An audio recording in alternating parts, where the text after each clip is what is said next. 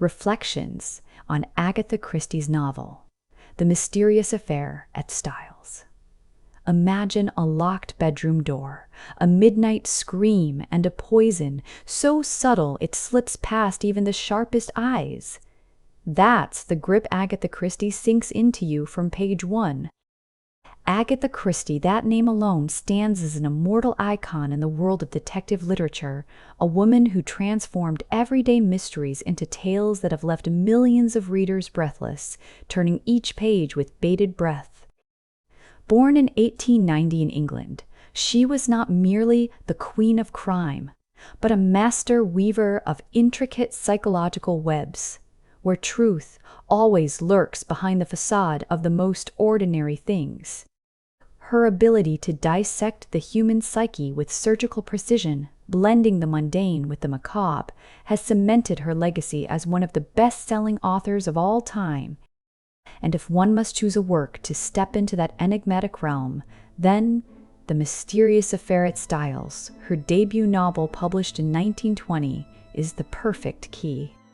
This is where Hercule Poirot, the diminutive Belgian detective with a superhuman mind, first emerges into literary light. This novel, born from the ashes of World War I, captures the fragility of post-war society, where the veneer of civility cracks under the weight of unspoken tensions, inviting readers to peel back the layers themselves. Don't worry, I'll keep this 100% spoiler-free. So even if you're cracking it open for the first time, the surprises are all yours. My initial encounter with The Mysterious Affair at Styles captivated me from the very first lines, where Agatha Christie skillfully paints a picture of an ancient English manor, Styles Court, with its lush green gardens, warm echoing hallways, and the serene atmosphere of the Devonshire countryside in the early 20th century. The setting is more than mere backdrop. It's a living character steeped in the breath of an era in transition after the First World War. The small details, from the faint scent of roses in the garden to the ticking of an antique clock on the wall, or the soft rustle of silk gowns in the drawing room, are described with exquisite subtlety, making the reader feel as though they are truly wandering through that house. It evokes the works of Jane Austen or Charles Dickens, but shrouded in a mist of mystery, turning tranquility into a prelude to underlying unease. The manor itself, with its creaking floorboards and hidden alcoves, becomes a metaphor for the concealed emotions of its inhabitants, each room whispering hints of histories long past. I clearly sense that Christie doesn't write to terrify readers with gore or violence, but to awaken a deep-seated curiosity, prompting one to wonder, what lurks beneath that seemingly peaceful exterior? This immersion is so complete that even in the quiet opening scenes, a subtle undercurrent of dread begins to build, like the distant rumble of thunder on a clear summer day. One of the greatest draws of the book lies in the character of Hercule Poirot, the detective Christie crafted with astonishing finesse. He is no muscle-bound hero like Arthur Conan Doyle's Sherlock Holmes, but a small, meticulous man with a neatly groomed mustache and a fervent passion for his little gray cells, the neurons in his brilliant brain. Poirot's eccentricities, his fastidious dress, his aversion to disorder, and his theatrical flair make him instantly memorable. Yet it's his unyielding commitment to order amid chaos that truly endears him. Poirot is introduced through the lens of the narrator, Captain Arthur Hastings, a quintessential English gentleman with the naivety and enthusiasm of a newcomer to the world of investigation. Hastings, fresh from the trenches of war, brings a layer of authenticity and vulnerability to the narrative, his wide-eyed observations contrasting sharply with Poirot's worldly cynicism. The contrast between these two characters creates a harmonious rhythm. Hastings represents intuitive emotion, while Poirot symbolizes razor-sharp reason. As I read, I couldn't help but smile at their dialogues, where Poirot frequently teases his companion with quintessentially Belgian quips, interspersed with profound philosophies on human nature. Lines like Poirot's musings on the unreliability of appearances or the inevitability of motive in every action linger long after the page is turned. Christie cleverly employs the first-person narrative from Hastings to create distance, making readers feel like participants in the adventure, yet subtly guided, unaware that they are being drawn into a labyrinth of logical deductions. This narrative choice not only heightens the suspense, but also mirrors the detective's own methodical process, inviting readers to question their own assumptions from the outset. Who would you rather solve crimes with, the eccentric egghead Hercule Poirot, or the pipe-smoking genius Sherlock Holmes? Drop your dream detective duo in the comments. Agatha Christie's writing style in The Mysterious Affair at Styles is a masterpiece of balance, showcasing her innate gift for economy of language even in her first novel. She avoids lengthy descriptions, employing concise, sharp language like a scalpel, with every word serving to build tension. The prose flows with a rhythmic elegance, blending formal Edwardian politeness with moments of stark revelation that jolt the reader forward. The opening chapters unfold slowly, almost like a family portrait featuring diverse characters, from an elderly wealthy woman with complex relationships that span decades, to relatives with ambiguous motives shrouded in familial resentment, and loyal servants harboring enigmas born of long service. Christie introduces them naturally through everyday conversations and family meals, gradually familiarizing the reader and planting seeds of suspicion in each one. That is her power, transforming ordinary people into potential suspects, where every small gesture, every fleeting glance could be a clue. The dialogues crackle with subtext polite barbs disguised as pleasantries. Silence is heavy with implication, revealing the intricate web of alliances and rivalries within the household. I vividly recall the mounting thrill as unexpected events begin to unfold. Not through grand explosions, but by subtle details. A hidden letter tucked away in a drawer, a stolen vial of medicine glimpsed in the shadows, or a whisper in the dark that echoes through the night.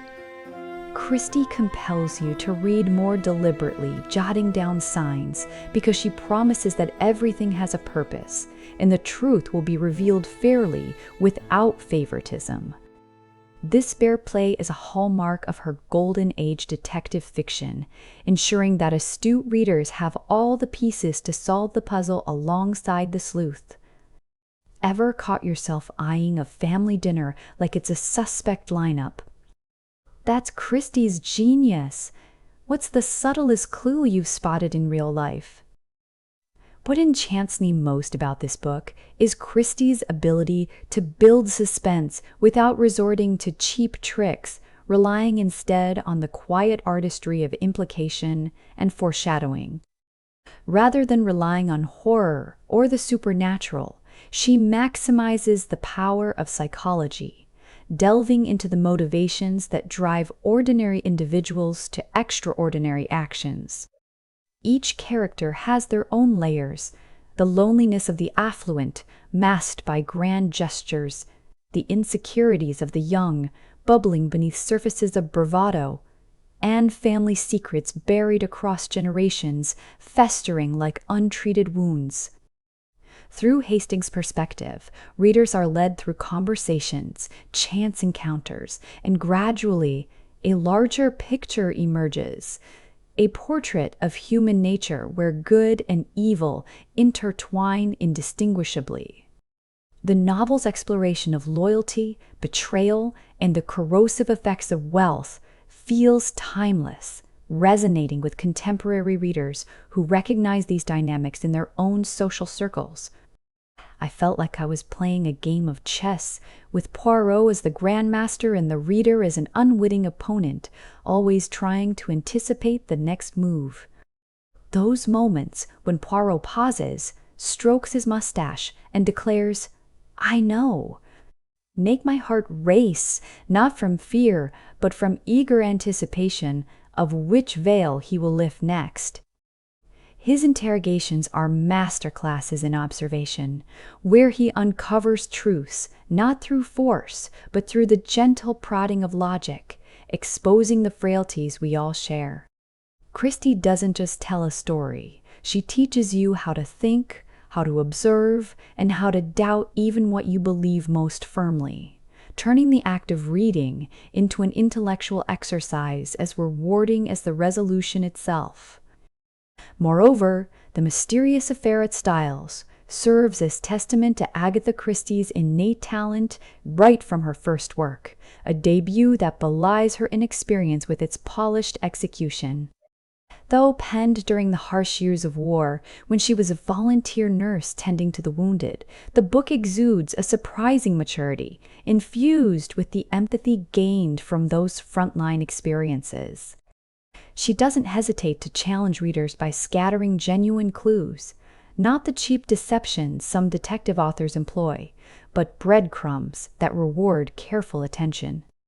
Every detail serves a purpose, from the seemingly innocuous household items to the offhand remarks that later prove pivotal. And as the truth gradually unfolds, one can't help but admire its ironclad logic.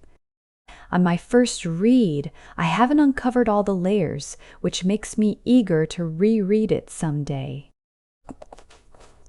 For instance, the way Christie depicts England's class stratification through her characters, highlighting the tensions between the landed gentry and their dependents, or how she weaves chemistry and medicine subtly to add depth to the narrative, drawing on her own nursing background for authenticity.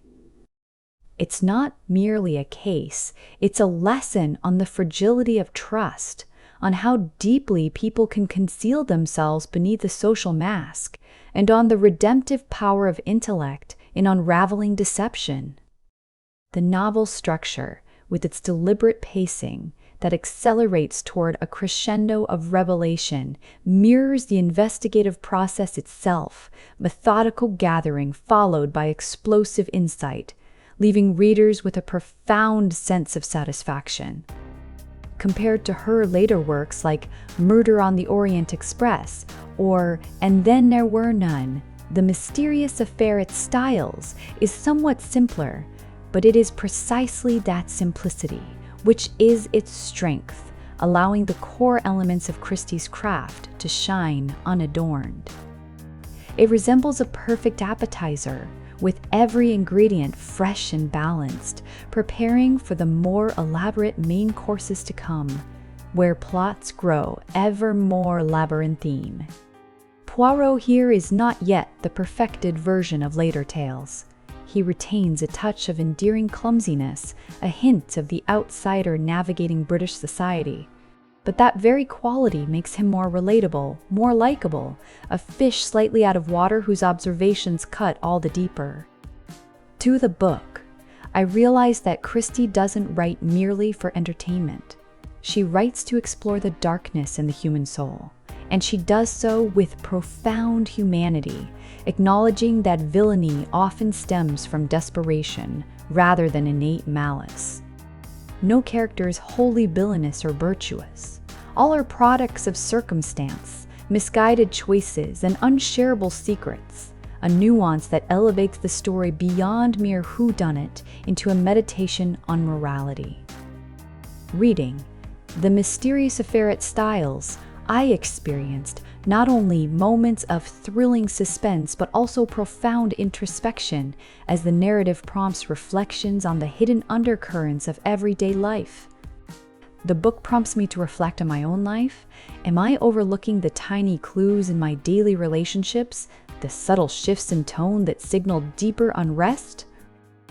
Is there hidden pain behind someone's smile, a motive concealed by routine civility? Christie has a peculiar gift for making readers re-examine the world around them through the lens of healthy suspicion, not paranoia, but alertness, a sharpened awareness that can enrich rather than erode connections. Her subtle commentary on gender roles, inheritance, and the illusions of security in a changing world adds intellectual heft, making the novel as relevant today as it was a century ago. And when closing the book, rather than feeling drained from the whirl of deductions, I brim with energy, eager to dive into Poirot's next adventures, from the sun-baked villas of the Riviera to the fog-shrouded moors of Dartmoor. That is the allure of Christie's detective fiction. It doesn't end on the final page, but echoes in the mind, urging you to read more, think more, and perhaps even attempt your own amateur sleuthing in the pages of a newspaper or the whispers of a crowded room. If you've never read Agatha Christie, or are seeking a book to embark on a journey into classic detective fiction, then The Mysterious Affair at Styles is an unmissable choice, a gateway that opens onto an entire universe of intrigue. It is not only an outstanding debut, but proof of why Christie remains an inspiration for countless writers today. From Hollywood films and prestige TV adaptations to the cozy mysteries flooding modern bookshelves. Imagine yourself by the fireside on a rainy evening with a steaming cup of tea beside you and the book open before your eyes, the world outside fading as Styles Court comes alive. Its pages will lead you into a world where intellect triumphs over shadows, where truth is always worth pursuing, no matter how winding the path or deceptive the trails. I assure you that, upon finishing, you won't just want to buy a copy to keep on your shelf. You'll rush to hunt down her entire collection, because once you've entered her maze, you won't want to leave. In an age of instant gratification and superficial thrills, this novel reminds us of the joy in savoring a well-crafted puzzle, one that challenges the mind and touches the heart. What's one clue from your life that changed how you see people? Love to hear below. In summary, The Mysterious Affair at Styles is more than a detective novel. It is a mesmerizing invitation to the world of cleverness and surprise, a testament to the enduring power of storytelling that peels back the ordinary to reveal the extraordinary. Over a century since its birth, the work retains its vitality, proving that the best stories are those that transcend time, speaking to our innate curiosity about the unknown. If you're hesitating, let me offer one piece of advice. Don't wait any longer. Pick up this book and let Agatha Christie guide you through the secrets awaiting discovery. You won't regret it, and perhaps you'll find yourself in those sharp deductions, seeing your own world with newly opened eyes. If this sparked your sleuthing spirit, hit that like button, subscribe for more deep dives into literary gems, and comment your favorite Christie twist, no spoilers. What's next on your reading list? Another Poirot, or something entirely different? Thanks for joining me at Styles Court. Until our next mystery, stay curious. And remember, in Christie's world, every shadow hides a story. What's yours waiting to reveal?